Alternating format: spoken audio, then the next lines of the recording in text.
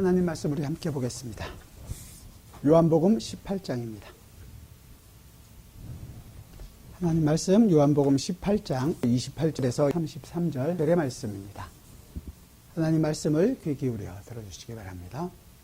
그들이 예수를 가야바에게서 관정으로 끌고 가니 새벽이라.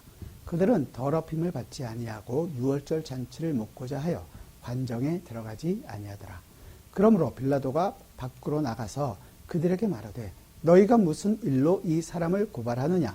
대답하여 이르되 이 사람이 행악자가 아니었더라면 우리가 당신에게 넘기지 아니하였겠나이다. 빌라도가 이르되 너희가 그를 데려다가 너희 법대로 재판하라. 유대인들이 이르되 우리에게는 사람을 죽이는 권한이 없나이다 하니 이는 예수께서 자기가 어떠한 죽음으로 죽을 것을 가리켜 하신 말씀을 응하게 하려 함이로라. 이에 빌라도가 다시 관정에 들어가 예수를 불러 이르되 내가 유대인의 왕이냐. 아멘. 요한복음 18장 전체 내용이 뭐냐면 예수님께서 지금 잡혀오셔서 우리로 얘기하면 법정에 쓰여지게 되는 거고 거기서 지금 재판을 받고 있는 과정입니다. 계속해서 말씀드리고 있는 것처럼 이 재판에 진행되는 모든 것은 다 불법입니다. 대제사장들이 이루고 있던 그들이 모여서 예수님을 신문했던 그 밤을 세워서 우리 시간으로 보면 이제 밤에 한 7, 8시간 정도 되는 시간 동안 밤을 세워서 신문합니다. 그리고 그 7, 8시간 안에 판결까지 다 내려버리는 거예요. 그리고 나서 여기 보면 오늘 보니까 빌라도에게 예수님을 끌고 갔다고 얘기합니다. 그리고 그 시간이 새벽이라 이렇게 얘기합니다. 보통 이 새벽이 우리가 생각하는 새벽이 아니라 한 6시경 정도로 생각을 합니다. 왜 이 새벽에 데리고 갔느냐? 예수님을 죽여달라는 거죠. 죽일 수 있는 판결을 우리에게 내려달라고 빌라도, 그 당시 유대 총독에게 데리고 간 겁니다. 총독은 예루살렘에서 이스라엘을 다스리는 적이 그다지 없었습니다. 보통은 다른데 가이사라 빌립보라든지 큰 도시에 가 있는데 지금은 아주 특별한 시기이기 때문에 일부러 예루살렘에 와 있는 거예요. 유대인의 큰 명절인 유월절입니다. 전역에 있던 유대인들이 다 예루살렘에 모입니다. 성전이 있기 때문에 그러죠. 그러면 많은 사람들이 모이면 이 지배자들이 가장 많이 생각하는 것이 뭘까요? 그들에게 폭동이 일어날까 봐 폭동 대비 차원에서 지금 예루살렘에 와 있었습니다. 그런 그 빌라도에게 지금 유대 지도자들은 밤에 속해 있던 그들은 자기의 요구인 예수를 죽일 것에 대해서 계속해서 빌라도에게 가서 그것을 요구하고 있는 것입니다. 정말로 이 나악한 사람들은 최선을 다해서 그들의 일을 하고 있는 것을 보게 돼요. 밤에 잠도 안 자고 꼬박 세웠잖아요. 이 새벽에 예수님을 지금 빌라도 앞에 데리고 가게 되는 것을 보게 됩니다.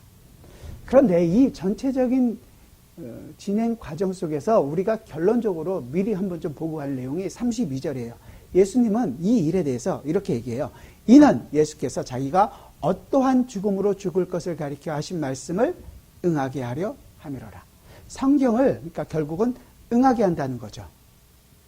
이 모든 일이 하나님의 계획과 하나님의 섭리 안에 있었다라는 것을 지금 요한은 우리에게 보여주고 싶은 것입니다.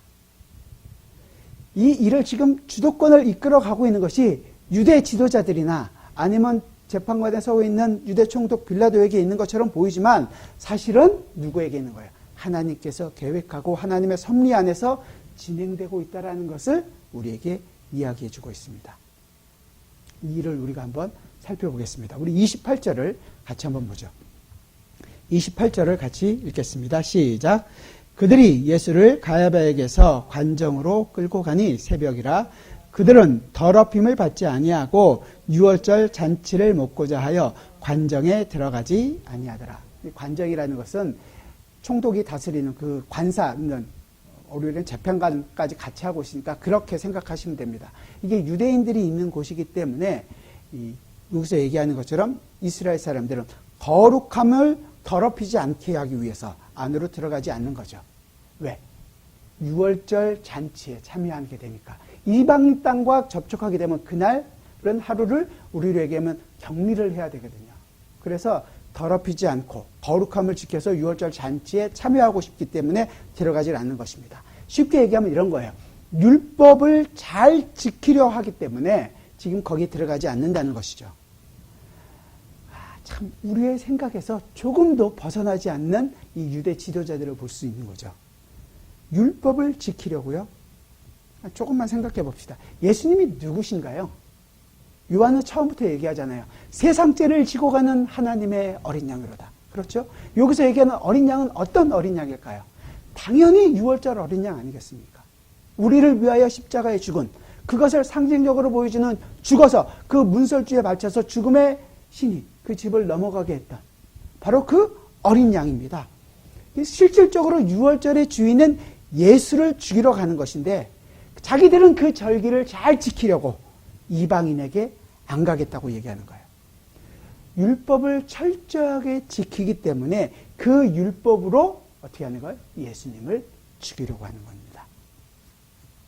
율법의 진짜 목적을 바울은 이렇게 얘기하거든요. 로마서에 보면, 찾지 마시고요. 로마서 13장에 보면 13장 8절부터 10절까지 읽어드리죠. 피차 사랑의 빛 외에는 아무에게든지 아무 빚도 지지 말라. 남을 사랑하는 자는 율법을 다 이루었느니라. 간음하지 말라, 살인하지 말라, 도둑질하지 말라, 탐내지 말라 한 것과 그 외 다른 계명이 있을지라도 더 많다는 거죠. 내 이웃을 내 자신과 같이 사랑하라 하신 그 말씀 가운데 다 들었느니라. 사랑은 이웃에게 악을 행하지 아니하나니 그러므로 사랑은 율법의 완성이니라. 율법의 완성이 뭐라는 거예요? 사랑이라는 거죠. 아, 그렇구나. 우리가 사랑하자. 그래서 뭐 사랑하기 위해서 내가 너를 용서해 줄게. 내가 너를 사랑하니까 내가 이렇게 베풀어 줄게. 이렇게 접근하신다면 지금 바울이 얘기하고 있는 부분을 거꾸로 이해하고 있는 것입니다. 그렇게 되면 또 다른 법을 우리가 만들어서 그것을 사랑이라는 법을 우리가 만들어서 그것을 하고 있는 거예요. 결국은 이 율법의 핵심이라는 것은 사랑의 주인이신 온전한 사랑이요, 사랑의 주체가 되신 예수 그리스도께로 지금 가고 있는가, 내가 하나님을 얼마만큼 사랑하고 있느냐에 달려있다는 거예요. 그걸 지금 보라는 거죠. 그런데 유대인들의 행동은, 이건 한번 찾아봅시다. 요한복음 5장인데요. 조금 앞으로 가시면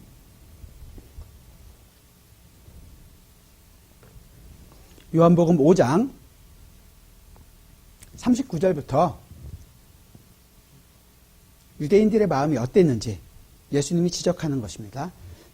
42절까지 같이 한번 읽어보겠습니다. 같이 읽죠. 시작. 너희가 성경에서 영생을 얻는 줄 생각하고 성경을 연구하거니와 이 성경이 곧 내게 대하여 증언하는 것이니라. 그러나 너희가 영생을 얻기 위하여 내게 오기를 원하지 아니하는도다. 나는 사람에게서 영광을 취하지 아니하노라. 다만 하나님을 사랑하는 것이 너희 속에 없음을 알았노라. 예수님께서 뭐라 하는 거예요? 바리새인들, 유대인들의 마음속에 하나님을 사랑하지 않는다는 거죠. 그들은 지금 엄청 열심히 율법을 지키기 위해서 이방인 땅에도 들어가지 않고 열심히 지금 노력하고 살아갑니다. 성경도 연구를 하고 사랑도 베풀고 사람에게 용서도 하고, 그런데 뭐라는 거예요? 하나님을 사랑하지 않는다는 거죠. 예수에 대해서 모른다는 것입니다. 유대인들이 생각하는 가장 큰 명절, 유월절이죠. 자기가 그 이집트의 노예였던 곳에서 해방된, 그리고 이스라엘 민족의 새로운 시작, 그 광야를 걸어가면서 느꼈던 그 하나님의 은혜들, 가나안에 가서의 승리들, 그들은 좋은 것만을 기억할 것입니다. 그리고 가족들이 함께 모여서 기쁘고 감격스럽고 온 가족이 하나님께 영광입니다. 하나님의 이름을 부릅니다. 하나님은 영광 받으시기에 합당하신 분입니다. 하나님은 전능하신 하나님이십니다. 이 하나님의 은혜에 우리는 감사합니다. 시편을 읽으면서 눈물을 흘리며 감사 찬양을 하고 있을지도 모르겠습니다. 그런데 예수님은 너희는 하나님을 사랑하지 않는구나. 하나님의 요구, 지금 하나님이 무엇을 요구하는지, 이 율법을 통해서 요구하시는 바에 대해서 그들은 정말 몰랐기 때문에 마음을 다하고 순수하게 열정적으로 정성을 다해 하나님을 부르고 감격하고 영광을 돌린다고 할지라도 단 한 가지, 하나님을 아는 바른 지식이 없었던 것입니다. 호세아 선지자가 호세아 4장 6절에서 얘기하는 것대로 내 백성이 지식이 없으므로 망하는도다. 그래서 그렇죠. 하나님이 내 율법을 너희가 하나님의 율법을 버렸기 때문에 하나님께서도 너희의 자녀를 잊어버리겠다. 너희를 다 심판하시겠다고 얘기하는 것입니다. 정성의 행동이 없었던 게 아닙니다. 감격이 없었던 것도 아니에요. 영광을 돌리는 그 기쁨도 없었던 것도 아니었습니다. 근데 예수님은 굉장히 무서운 말씀을 하시는 거예요. 율법을 지키려던 그들이 지금 그 율법의 주인이신 예수를 죽입니다. 이것은 이스라엘에게만 해당되는 것이 아니라 사실은 우리에게도 경각심을 주는 구절입니다. 아, 나는 이제 예수를 믿었다. 할렐루야, 감사합니다. 이제 그러면 예수를 믿었으니까 그 다음은 내가 뭘 하면 좋을까? 뭘 열심히 해서 하나님께 영광을 돌릴까? 전도를 열심히 할까? 봉사를 열심히 할까? 내가 할 수 있는 최선을 다해서 나는 이걸 하겠다. 그럴 만한 것들을 열심히 합니다. 그리고 이 정도 했으니까 많은 사람들도 인정해 줘야 한다고 생각하는 것입니다. 우리가 유교권에서 많이 생활했었잖아요. 한민족이. 그래서 성인 군자가 되는 것을 진정한 참 그리스도인의 모습으로 사는 것처럼 생각을 하신단 말이에요.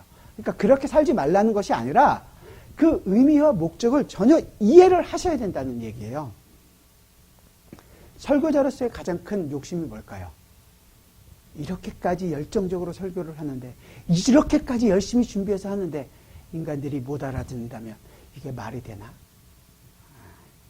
이런 생각이 왜 제게 없겠습니까? 그때마다 꼬꾸라지는 겁니다, 사실은. 우리는 과연 하나님을 사랑해서 지금 여러분들은 이 자리에 나와 계십니까?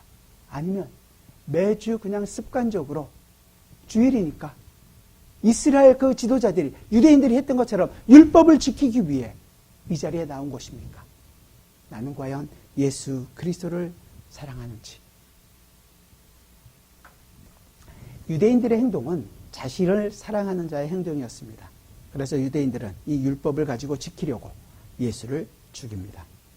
우리도 나를 사랑하게 될 때 언제나 하나님을 배반합니다. 예수를 죽이는 자리에 갑니다. 예수를 버리고 나의 길을 가고자 합니다. 그러나 하나님을 사랑하여서 오셨다면 하나님을 배우십시오.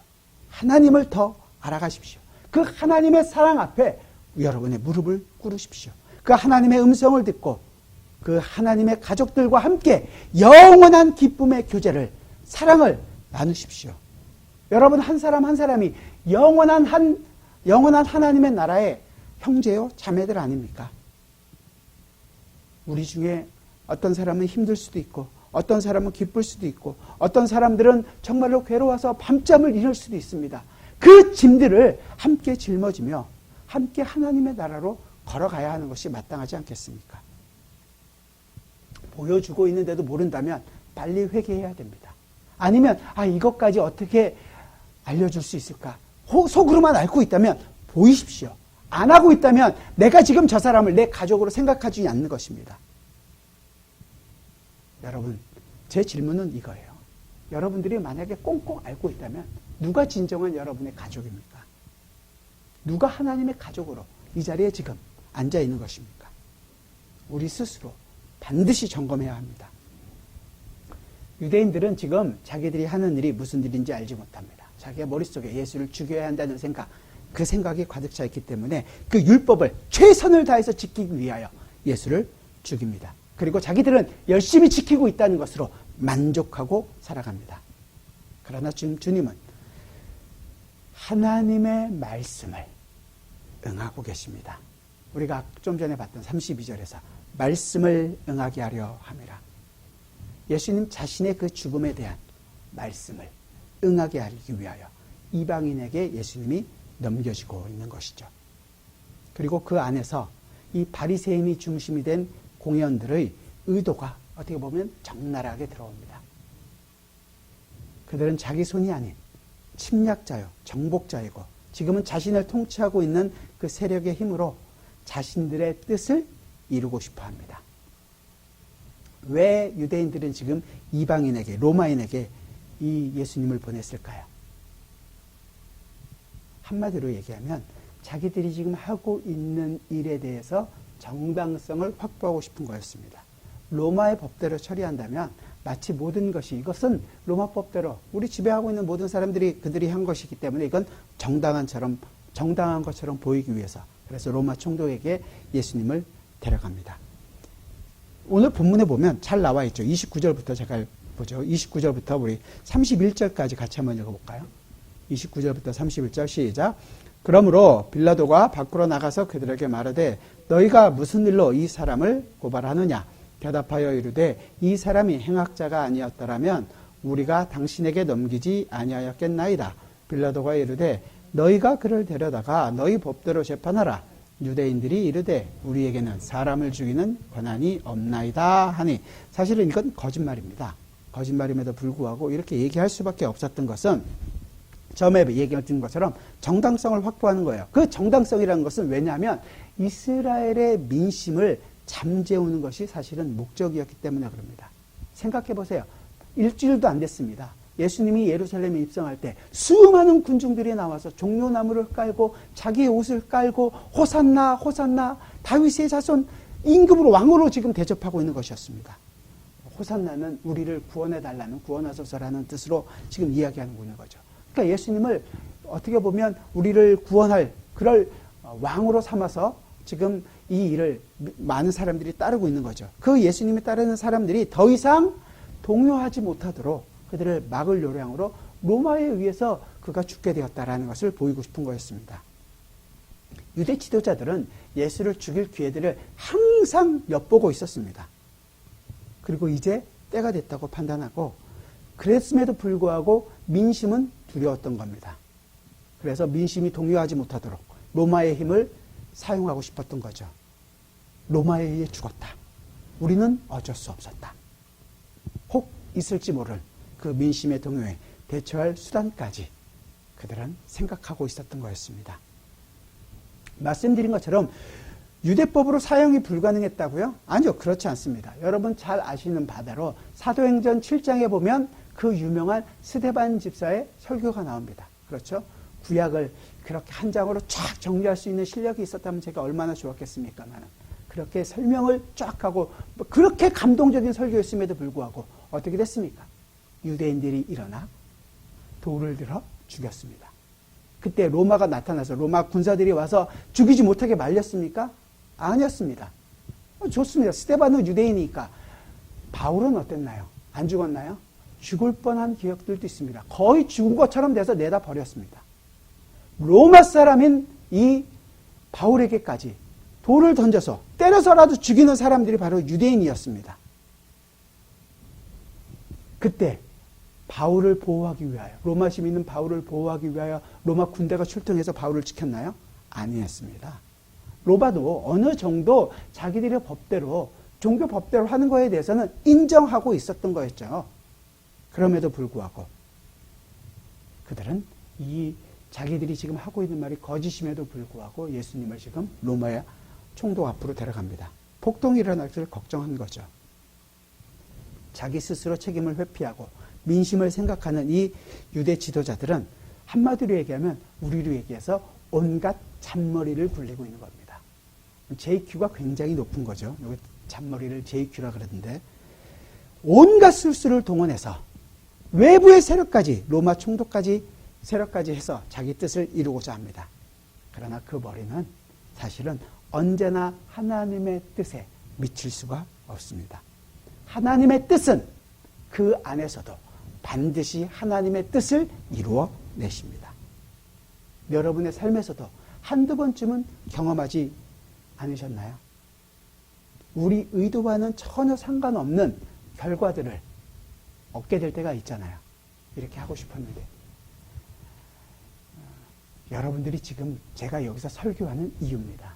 제가 얼마나 많은 잔머리를 굴렸겠습니까? 도망가고 또 도망가고, 더 도망가다가는 죽을 것 같아서 끌려와서 지금 이 자리에 있습니다. 로마의 손을 빌어서 예수님을 죽이려고 하니까 마땅한 죄명을 찾아야겠죠. 그런데 죄명을 찾을 수가 없는 거예요. 마가는 마가복음 14장에서 여러 가지 증인들이 있었다고 얘기합니다. 성전을 짓겠다. 3일 만에 짓겠다. 근데 많은 증언들이 일치하지 않는 거죠.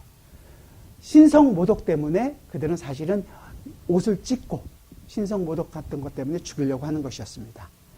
그런데 지금 유대인이 로마로 데려왔을 때는 신성모독으로 죽인다는 것은 그건 로마 총독 빌라도에게는 아무런 근거가 안 되는 거죠. 그래서 지금 들고 나온 내용이 바로 33절에 있는 내용입니다. 33절 같이 한번 읽어볼까요? 시작.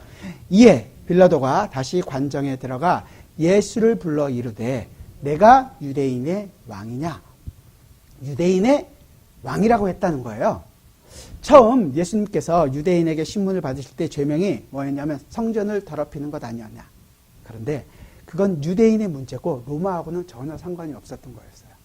3일 만에 짓겠다. 그런 것도 아무런 상관이 없겠습니다. 그래서 생각해낸 것이 바로 이 왕이라는 거죠. 이건 한번 찾아봅시다. 누가복음 23장입니다.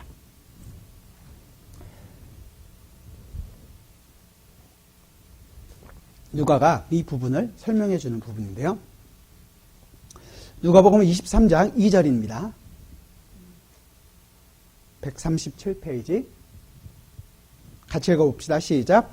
고발하여 이르되 우리가 이 사람을 보매 우리 백성을 미혹하고 가이사에게 세금을 바치는 것을 금하며 자칭 왕 그리스도라 하더이다 하니, 여기 보니까 죄명이 고발하는 내용이 세 가지가 나옵니다. 백성을 미혹시킨다. 백성을 미혹시킨다라는 것은 한마디로 얘기하면 반란을 일으키려고 한다는 거였습니다. 근데 사실은 반란을 일으키려고 한다는 세력들은 유대인들 가운데 매일매일 갖고 있는 사람들입니다. 누가 그걸 좋아하겠습니까? 로마 총독 이 빌라도는 거기에 대해서 관심이 없었죠. 두 번째 내용이 뭐였을까요? 세금을 내지 말라는 거예요. 그런데 거기에 대해서도 누가 유대인 중에서 세금을 내고 싶은 사람이 있겠어요? 아무도 없었죠. 그거에 대해서도 빌라도는 관심이 없었습니다. 그러나 여기 나오는 세 번째, 자칭 왕이라는 거죠. 이 세 번째는 왕이라고 얘기하는 것에 대해서는 빌라도가 관심을 가졌습니다. 첫 번째, 두 번째 내용은 정치적인 것이 아니었어요. 종교적인 문제였습니다. 그런데 이 세 번째 문제는 굉장히 정치적인 거였습니다.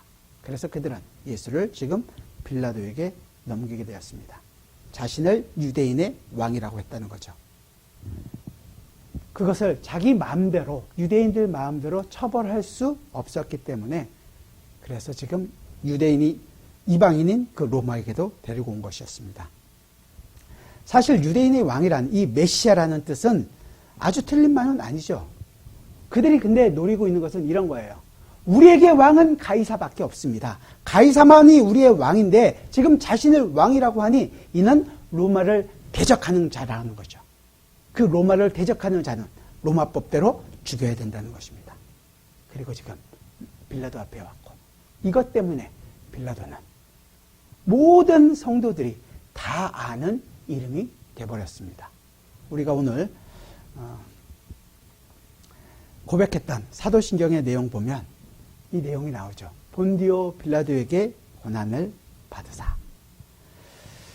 사도신경이 마치 성경적인 권위를 갖고 있는 것처럼 오해하시는 분이 있는데, 사실은 성경의 내용들을 잘 요약해 놓은 최초의 어떻게 보면 신앙의 고백이라고 할 수 있는 거죠. 성경적인 권위는 없습니다. 어떤 잘못된 말씀을 하시는 분들이 꽤 계시는데 사도신경을 신앙 고백하는 것, 성경처럼 권위를 갖고 있다라고 오해하시는데 그렇지 않습니다.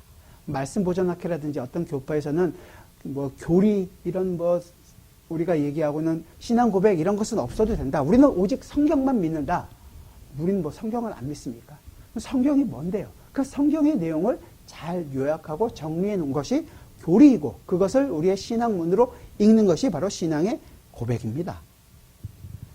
그걸 이해하지 못하고 그것만 한다고 해서 우리가 무슨 이게 사도들이 만들었다고 얘기했습니까? 사도들이 만든 것도 아니에요. 사도들이 믿었던 내용들을 정리한 거죠. 우리가 하는 신앙 고백은, 우리가 예배에서 신앙 고백은 시편을 읽는 것과 마찬가지로 우리의 그 하나님께 드리는 믿음의 고백이고 찬송과 감사의 내용이 바로 이 사도신경의 고백입니다. 한 하나님, 그렇죠? 그리고 한 예수 그리스도, 한 성령 안에서 한 믿음으로 한 교회를 이끌어 간다라는 것을 우리가 고백하고 있는 것입니다. 그래서 제가 그냥 외우지 마시고 한 글자 한 글자 잘 생각하시면서 고백하게 되기를 원하는 거 아니에요. 이것 때문에 이 사도신경 안에 본디오 빌라도는 이름이 불리게 됨으로 말미암아 모든 성도에게서 그 이름이 잊혀지지 않는 빌라도가 되어버렸습니다.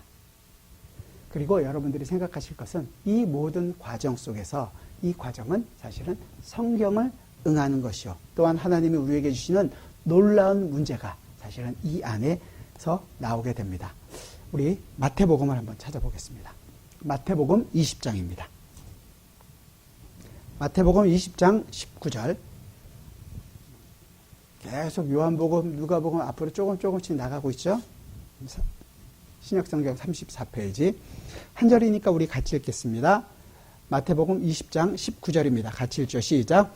이방인들에게 넘겨주어 그를 조롱하며 채찍질하며 십자가에 못 박게 할 것이나 제3일에 살아나리라. 이 예언이 이방인들에 넘겨지게 되고 죽게 될 것이라는 예수님의 예언이 이루어지게 됩니다. 이방인에게 넘겨진다는 내용이 뭔가? 자, 이 내용을 어디서부터 마태가 근거를 하고 있냐면 바로 시편 2편입니다. 자, 시편으로 가봅시다.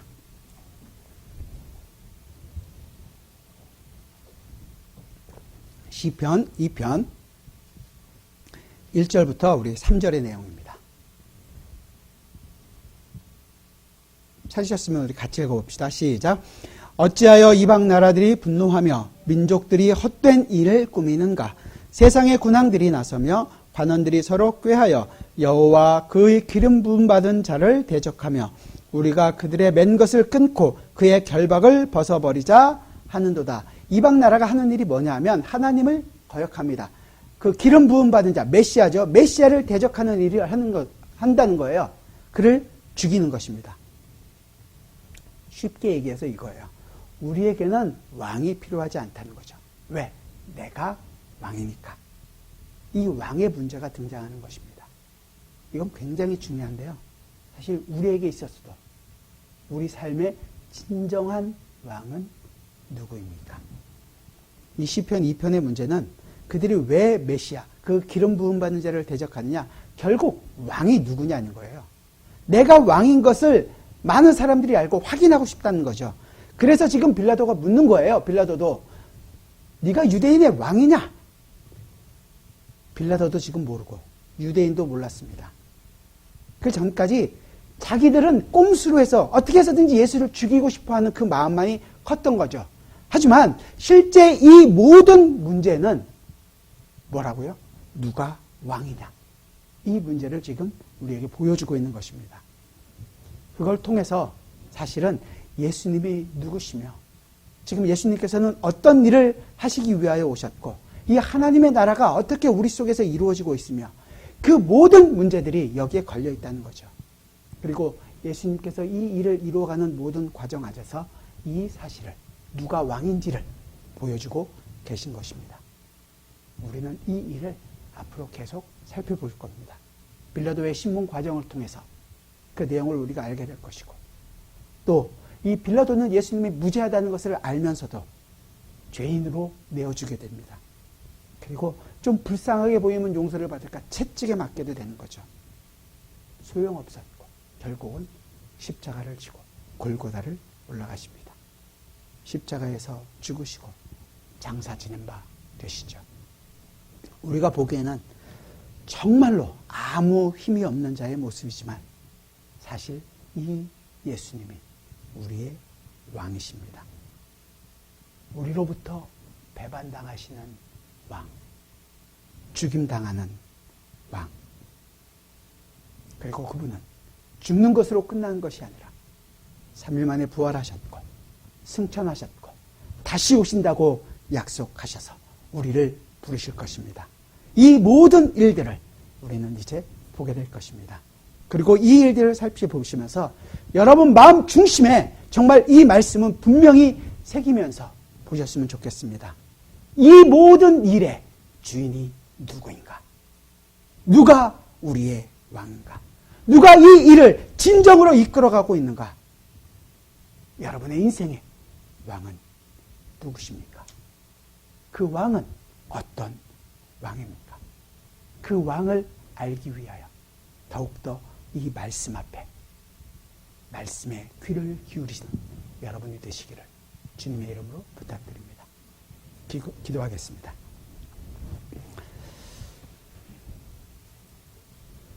사랑하는 주님, 우리의 인생에서 내가 주인으로 삼고 나의 인생을 살려고 노력했습니다.